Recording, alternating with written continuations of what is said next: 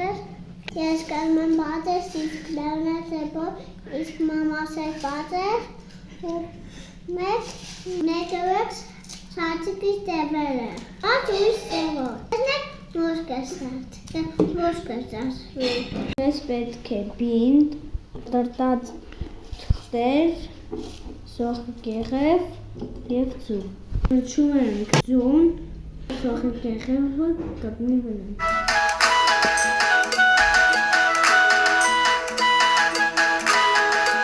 Այսպիսի տեսք ենք տալիս մեր ձվերին։ Հիմա պետք է դնենք կարկադայի ջրի մեջ և եփենք։